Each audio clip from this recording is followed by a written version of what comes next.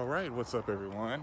Good morning, and just starting this Q&A off first off by saying thank you. I appreciate it.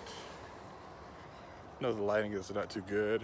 Hold on, give me a second. I'll resume whenever we get to a place with better lighting where you could actually see me. Okay, better lighting where you could actually see me.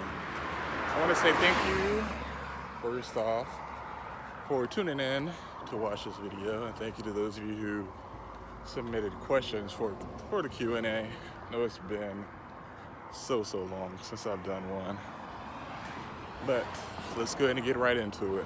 So the first question was, how has my views on content creation changed since I have started?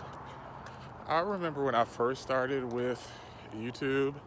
If y'all go back here on my channel, I have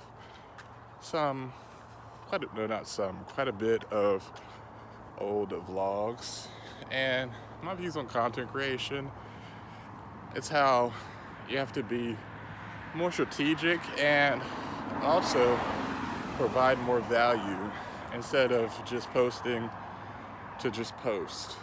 And also is to continuously maintain the amount of, I'm looking around because it's like 5 something in the morning and I'm just filming this on the way to work, and my hair was still a bit wet, if you wonder why. Like, why the hell are you wearing a do-rag in public? But anyhow, yeah, it's just as if you have to be more strategic and put a lot more effort into your videos. Also, it's another thing that has changed for me. I mean, that's pretty much it. And also being more, even more interactive. And I say that by meaning, instead of letting a comment sit for a couple days and then decide to reply to it, I do it as soon as I can.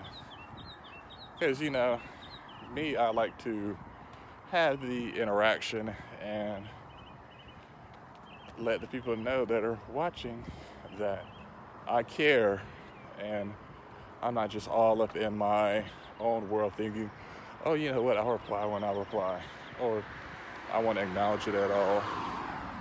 So that is my response to that question. And let's go ahead and continue on with the next one. Next question is, what are the best pens for a beginner in calligraphy? I would say, for me, if I was to start out, I would start out with a very basic brush pen, like a Tombow Suki, or I'm not even sure if I'm saying that correctly.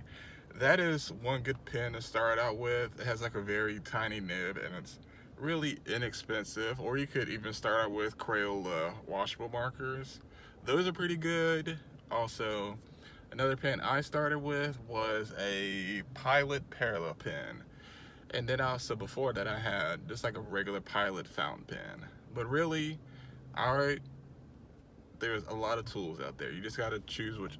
All right, I'm driving. So back to the type of pens for beginners. I, for one, have always invested within my budget, because don't go spending tons of money on tools and you end up sooner or later saying, you know what, I don't like doing calligraphy anymore, or I'm bored with it.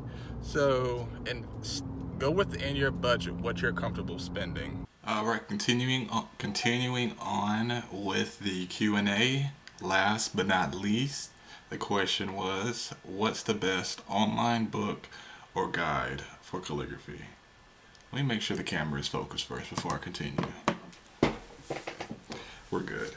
So I have to say the best online book or guide for calligraphy, hold on, let me close my phone. I would definitely recommend this book, The Calligrapher's Bible. As you see mine has completely just fell apart because I've had this for so long. This is a good book, and I say that because it has so many different hands in it. And calligraphy, it's not called fonts, it's called hands. And it gives you the directions of the stroke, and it goes from like 1 to 8, or however many strokes it takes to complete a letter.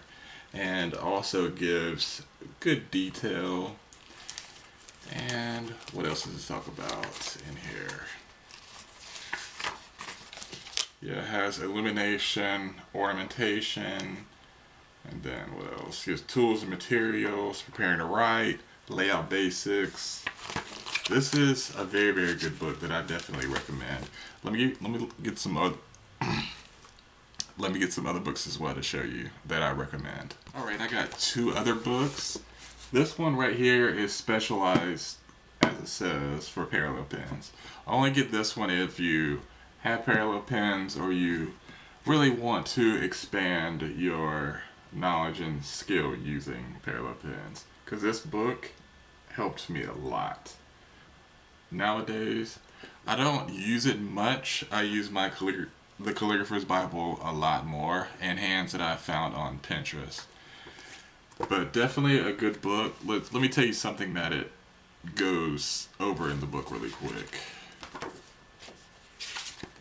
Alright, so talks about what makes the design so special, ink supplies, how to go about using other inks other than, where's the parallel pen? Other than buying the ink in the cartridges repeatedly like I did when I first learned about parallel pens and when I first got into them. And also talks about writing with them, drawing alphabets, writing on fabric, florals, teach with parallel pens, and Gothic variations. And definitely recommend this book. It's pretty thin, not many pages. It's really much straight to the point, which is great. This right here is another very, very important book. It goes over like the foundations of calligraphy, and it talks about like what makes a good calligrapher. Wait a minute, how do I say this? It talks about what makes a piece good in calligraphy, letters, common mistakes, and what else? I mean, this goes over a lot. It even has design and layout, analysis and practice, applying design principles. Very, very good book by Sheila Waters, Foundations of Calligraphy. And I want to say thank you to all of you who sent in questions for the Q&A. I appreciate you taking the time to do so. So I'll see you all next time in the next video. Let me know what you thought of the Q&A video below, and I'll see you next time. Thank you for your time.